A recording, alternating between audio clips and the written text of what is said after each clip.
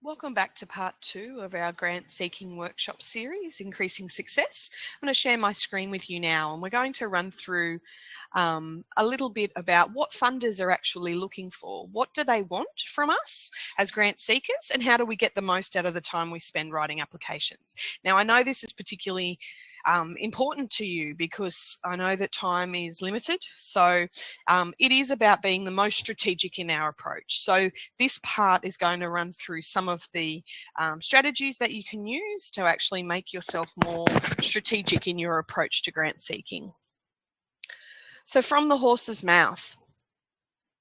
Innovation or ineligibility. So there's a vast difference between these two definitions around, is it innovative or is it actually ineligible? There's one thing about, somebody presenting something that's a bit edgy and a bit outside the box, but are you actually trying to fit a square peg into a round hole? Is it actually that far kind of, to the left of innovative that it's actually pushed into ineligibility? This is what we need to be really mindful of. In terms of from the horse's mouth, grant makers have communicated very clearly in a recent survey that said the two things that grant seekers make mistakes on is that, one, they don't meet the funding criteria. So is it square peg round hole? And the responses don't actually answer the question. So it's actually no different to writing an essay, an academic essay, where you actually have to answer the question, or writing a selection criteria for a job interview. If you don't answer the question, the first thing that's going to happen is that is going to be thrown out off the table. You're not going to be eligible. They're not going to take the time to read between the lines.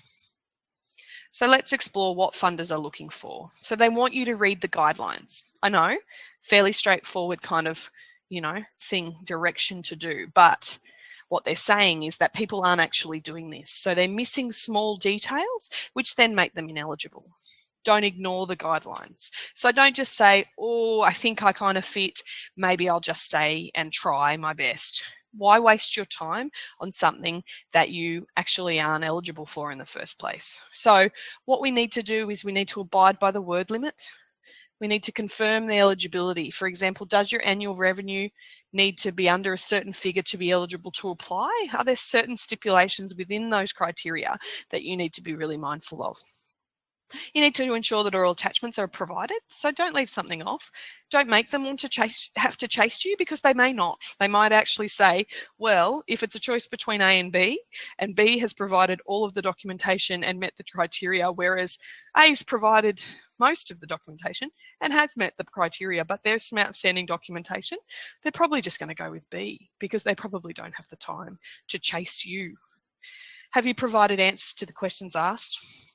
And have you checked your spelling and grammar? Again, high quality documents. We need to demonstrate our reputation and our integrity when it comes to these things.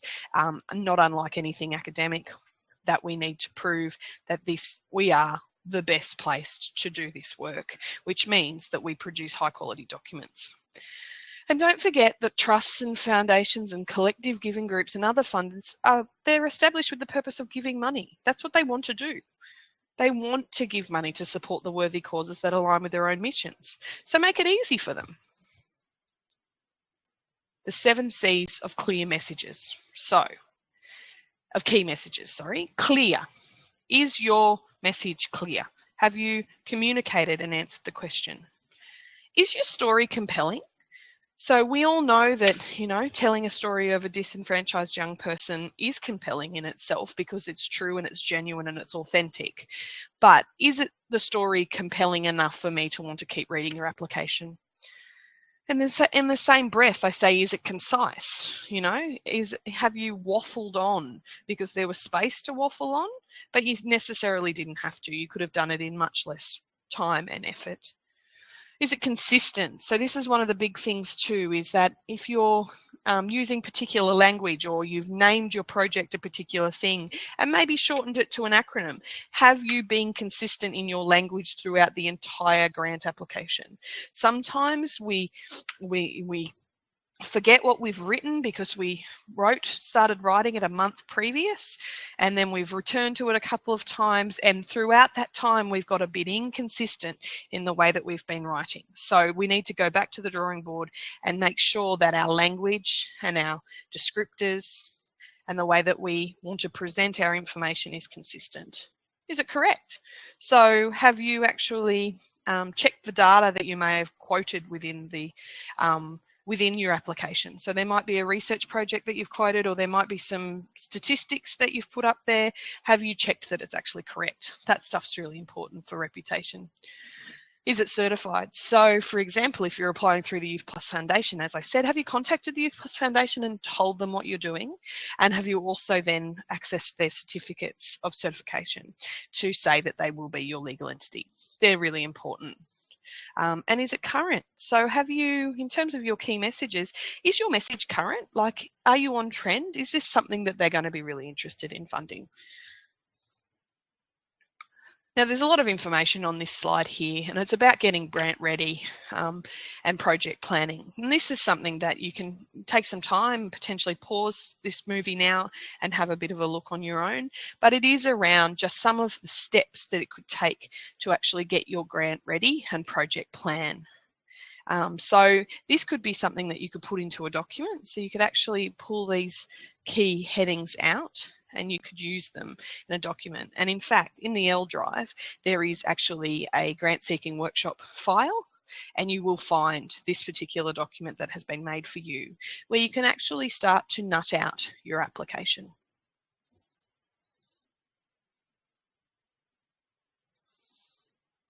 Expectations of funders. So there's a couple of things that the expectation of funders is really highlighting at this point in time. So what funders are now expecting from a lot of grant seekers are some proof or some evidence of social impact measures, and also they want to see a really clear and concise budget, and they want to know what the total costs will be.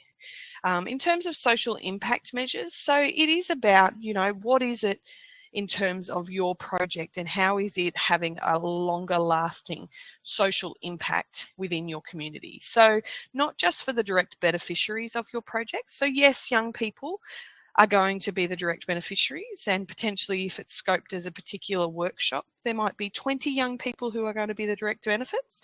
But what we need to explore is the social impact in terms of how that actually then projects onto their communities. So 20 people will be impacted, 20 young people, but then, you know, the whole school community will be impacted because these particular young people are going to assert a different behaviour after the workshops have been completed. They're going to share their knowledge and their wisdom within the school communities, and they're going to take this stuff home, and they're actually going to share that at home, which influences their family community, which then influences potentially the way that their families are then communicating into the community.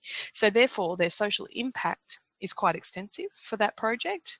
But, you know, we're looking at primary, secondary and tertiary impacts. But what are the measures that you would use to go about that? I think that's something to explore into the future. In terms of the budget, yes, I don't like budgets. They don't do much for me. But what we need to ascertain is that we need to be really clear around what our expectations are of the funder. So are we wanting 100% from them, or are we wanting to combine some of their income with other income that we've had? What we need to do is we need to be really honest, and we need to be really clear in our budget. So this is an example of a very basic budget for a project, you know, that's been scoped around workshops and trainers, you know, not too dissimilar to some of the stuff that Flexi puts up in terms of their funding requirements. So what we have is an income column, and we have an expense column. So what I've hoped to do here is talk about, you know, some of the funding that may have been confirmed. So this is about being honest with the funder to say, you know, we've got some confirmed funding from the ABC Foundation. We've applied for that earlier, but knowing full well they were never going to give us 100%, but they gave us $6,000. So we're going to put that in there. At the same time, I applied for other funding through the Apex Club. So I had a connection through Apex, and they said that they'd be able to provide us with a bit of advertising and printing at about $4,000. It's unconfirmed, so I'm going to put it in there though, because I did apply for it for this particular project, and that's important. And this application obviously is, how much am I after for this application? So I'm after $39,100 to make this happen. The other thing that needs to go into your income is in-kind contributions. So in-kind contributions are non-monetary contributions that happen from your school. So, you know, I think we underestimate the amount of in-kind contribution that happens in a lot of flexis when you're running programs. Generally, it's, you know, extra hands on deck to co-facilitate or support young people through processes. You know, you've provided a space and catering. You know, there is a school canteen, and they provided you with lunch, you know. So all of those things need to be accounted, and although we put a monetary figure next to them, it's not necessarily you handing over the cash per se, but you are actually giving the, you know, the gift of time or the gift of space and food and that sort of thing. So you'll see in our income column that the total expenses here add up to $65,150. What you need to then talk about is what your expenses are. So what is it actually going to take to run your program or project? So you need to be really clear around this, and nutting it out is going to be in your best interests. So you can see here that, you know, the expense item is around a project officer for 20 hours per week, $85 an hour for 20 weeks. We're going to need 3 workshops. So the trainer, that trainer's worth $2,000 per workshop for $6,000 in total. Then there's extra support staff that you want to put on top of that at $15,000. And then you want to do a good evaluation. So it's going to take about 4 weeks to do a proper evaluation there. So you want to put some money against that. The advertising and printing, obviously we've applied through, hopefully Apex come good with that. So we'll put our $4,000 in there because we're going to spend that money. And then obviously it's the in-kind contributions that have come there through the consumables and marketable and venue and catering costs. The thing here that's really important is that when I tally up my expense column, it needs to match my income column. What's the point of me having an expense column that is potentially $10,000 more than my income? What does that say to the funder? It says, I can't afford to run my program. You know, you haven't asked for enough, or you haven't budgeted enough, or you haven't thought about why that expenses don't match the incomes. So if you're having trouble balancing some of that stuff out, the in-kind contribution place line items is a really good place to start. That's where you can start by balancing out some of that money to make sure that your total expenses and your total income actually align.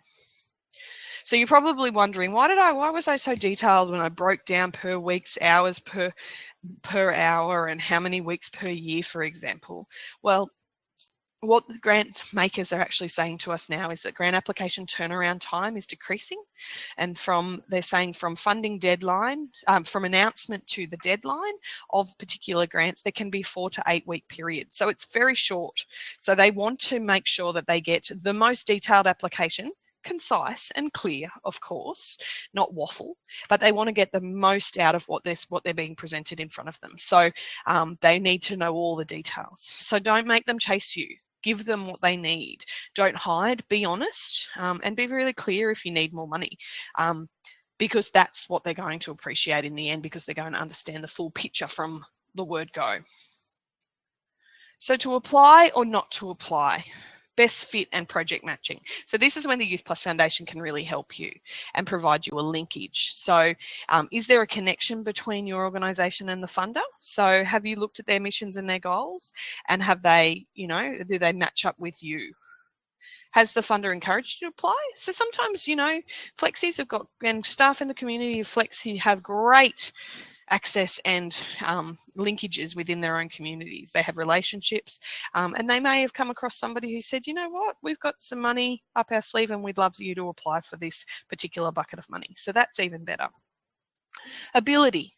Do the funding amounts meet your budget, project budget costs? Of course, we just walked through that. So linkage plus interest plus ability equals a strategic approach.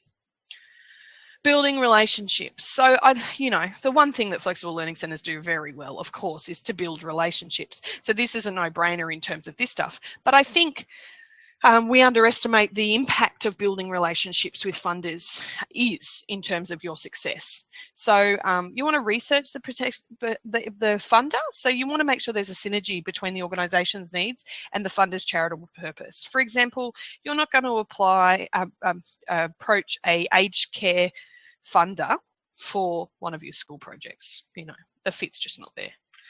Get to know them, make a call, send an email, ask a question. The rule of thumb is ring before writing. Basically, sometimes I just ring just so that they hear my name, you know, that it's Megan Hall from the youth+foundation, that, you know, we're just really interested in this. I wanted to run a quick idea by you. What do you think of this? Or, you know, I just wanted to check the eligibility on that. Do you think we'd be eligible for that? Those kind of really, you know, initial engagements can make a big difference to the overall picture. And they may remember me. They may say, oh yeah, when that application comes in, I remember speaking with Megan from the youth+foundation. Look at what they've funded in the past. So, you know, is the geographical area consistent with you? Are they interested in the type of model you're proposing? So sometimes they may have funded something about healthy relationships in the past, and they continues to be a bit of a trend of theirs. So therefore your project might fit really well there. Grant amount, do they have the money that you need, or, you know, are you going to have to go and seek money somewhere else, which is fine. But also, again, the strategic approach is really important around spending the best quality time that you can on your application instead of having to do 3 or 4. Time, is the grant in line with your needs? So, you know, you want to run this program in 4th term, but they're actually not going to turn around the application successes until January. So last thing we want is to be spending money we don't have. You know, funders will not retrospectively fund. So it's important that your timeframes are in line. Attend briefings where possible. So often government organisations will do briefings. So places like the City of Melbourne, when they open up their funding rounds down there, they have public briefings. So you can go, get your little face seen, say hi, you know, build connections that way if that's possible. Ian Potter have started doing a little bit more of them lately. It's just about getting on some databases, you know, and having some emails so that you know what's going on. You want to nurture relationships with key individuals and keep them engaged. Communication must be coordinated. So are there 4 of you working on a grant? If there are, then appoint somebody as the key contact. Don't have 4 of you ringing into the grant makers and asking the same questions. It's not coordinated, it's not professional, and it just becomes annoying. Remembers that funders talk. So often funders are like members of Philanthropy Australia, for example, and they go to meetings. If they've had a bad experience with you, they will probably tell that bad experience to their friends within the funding circle. So, you know, don't give them a reason to talk negatively about you. Make sure that you meet all of their eligibilities and you acquit when you're meant to, and all of those things, so that they are actually talking good things about you and saying, you know what, like, we've funded Youth+ in the past and we'd happily do it again. You should consider them. And ensure that you can meet and exceed their expectations before proceeding. Exceeding is pretty cool. I think that's where you want to be aiming. 3 key things to demonstrate credibility. So why are you best placed? Why is it that your organisation is the best place to do this piece of work? So, for example, Youth+ has been a leader in, you know, in providing flexible and alternative education for young people for over 30 years. We have a rich history and great outcomes when it comes to young people who have been disenfranchised from the mainstream education. We are credible. We have a reputation. Start quoting things like that. Leadership. Do you have support of your leadership in terms of that, in terms of your application? But also, are you being led to actually then be providing great projects that you can actually deliver really well and present on the ground, and then be able to demonstrate to the funding body that you've done a really good job? That goes hand in hand with project management. You know, have you got a strategic approach around how you're going to manage that project? Are you going to see it through, or have you got plans to go on a 3-month holiday when the funding comes out? You know, you need to actually be really mindful of, great that you got the money, great you've been successful, but how is that project then going to be managed so that the funder is feeling confident that you're going to spend the money appropriately, you're going to get good outcomes, and that they potentially want to fund you again. So all really important. 3 key things to demonstrate. We've come to the end of part 2. Thanks for bearing with me. I hope that you're getting a little bit out of this online workshop. I will see you again for part 3.